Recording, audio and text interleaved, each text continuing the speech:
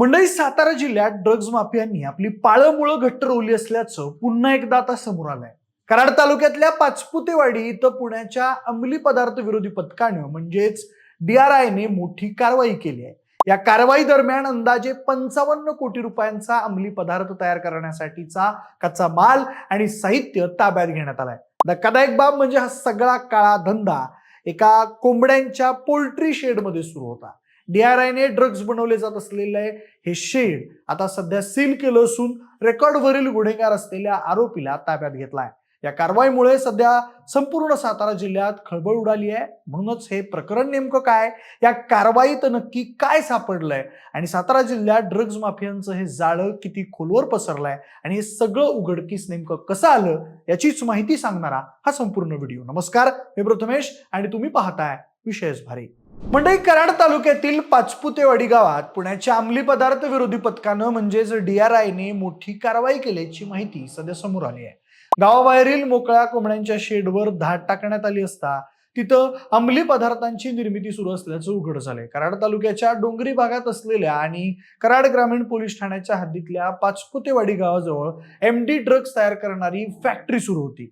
गावापासून काही अंतरावर असलेल्या मोकळ्या पोल्ट्री शेडमध्ये ही निर्मिती केली जात होती. याबाबत मिळालेल्या गोपनीय माहितीच्या आधारे DRIच्या 3 वरिष्ठ अधिकाऱ्यांचा समावेश असलेल्या पथकाने शनिवारी सायंकाळी कारवाई केली. या धाडीत शेडमधून MD ड्रग्ज तसेच मोठ्या प्रमाणात कच्चा माल जप्त करण्यात आलाय. या प्रकरणी सराईत गुन्हेगार बाबा मोरेसह 4 जणांना ताब्यात घेण्यात आलाय.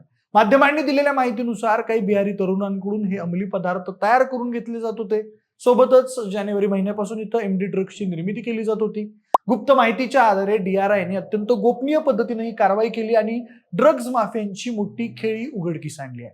ही कारवाई NDPS कायद्यानुसार करण्यात आली असून हा सगळा प्रकार उघडकीस आल्यावर DRI कडून हे शेड सध्या सील करण्यात आलाय. सोबतच या घटनास्थळी 55 कोटी रुपयांचे ड्रग्ज तयार होते आणि हजारो कोटी रुपयांचा कच्चा माल या ठिकाणाहून पोलिसांनी ताब्यात घेतलाय.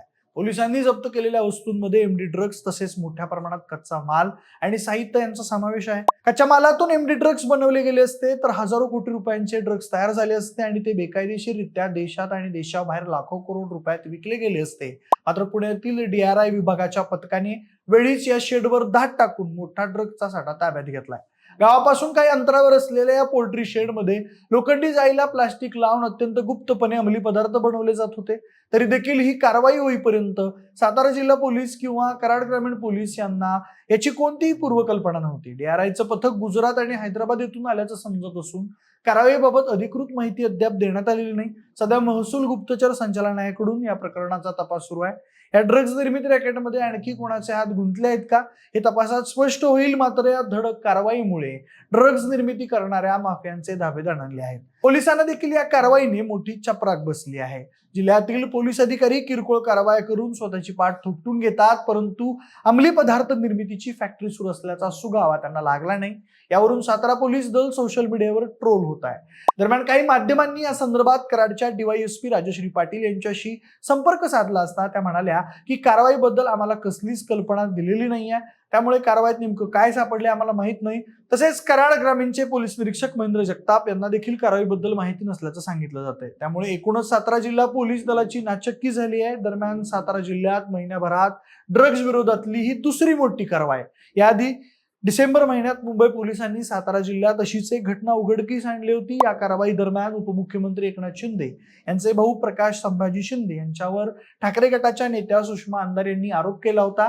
त्यामुळे या प्रकाराची मोठी चर्चा झाली होती. परिणामी पर्यटन नगरी म्हणून ओळख असलेल्या पाचगणीमध्ये ही कोकेन सदृश अंमली पदार्थ जप्त करून 10 जणांना अटक केल्यामुळे सातारा जिल्ह्यात ड्रग्जची पाळंमुळं खोलवर रुजू लागल्याची भीती व्यक्त केली जात होती. पाचगणीमध्ये ड्रग्ज रॅकेट आढळून आल्यामुळे निसर्गानं समृद्ध सातारा जिल्ह्यावर संशयाच्या दृष्टीने पोलिसांची नजर पडली आहे. सातारा स्थानिक गुन्हे शाखा आणि पाचगणी पोलिसांनी संयुक्त कारवाई करत मुंबईतील 10 आरोपींना या प्रकरणी अटक केली होती. या कारवाईत 5 लाख रुपयांचे कोकेन सदृश अंमली पदार्थ आणि 42,85,000 रुपयांचा मुद्देमाल जप्त करण्यात आला होता. त्यामुळे आधीची जुनी घटना आणि आताची नवीन घटना यावरून साताऱ्यात ड्रग्ज माफिया तयार होत चाललाय का असे प्रश्न उपस्थित होत आहेत. म्हणूनच या संपूर्ण घटनेतून एक गोष्ट स्पष्ट होते, ती म्हणजे अंमली पदार्थांचा विळखा आता केवळ महानगरांपुरता मर्यादित राहिलेलं नाही आहे. ग्रामीण भाग, डोंगराळ परिसर आणि शांत गावही या काळ्या धंद्यांचं लक्ष बनत चालली आहे. त्यामुळे ड्रग्ज सारखे अंमली पदार्थ केवळ कायदा सुव्यवस्थेचा प्रश्न नसून ते तरुण पिढीचं भविष्य उद्ध्वस्त करणारे आहेत. व्यसनाधीनता, गुन्हेगारी, आर्थिक फसवणूक आणि कौटुंबिक विघटन यासारखे गंभीर परिणाम या ड्रग्जमुळे समाजात दिसून येतात. सातारा जिल्हा निसर्ग सौंदर्य, पर्यटन आणि सांस्कृतिक वारशासाठी ओळखला जातो. मात्र वारंवार उघडकीस येणाऱ्या अशा घटनांमुळे या जिल्ह्याच्या प्रतिमेवर प्रश्नचिन्ह निर्माण होत आहे. पाचपुतेवाडीतील ही कारवाई असो किंवा याआधी पाचगणी भागातील घटना, या सगळ्यांमधून ड्रग्ज माफियांचे जाळे हळूहळू खोलवर पसरत असल्याची भीती व्यक्त केली जात आहे.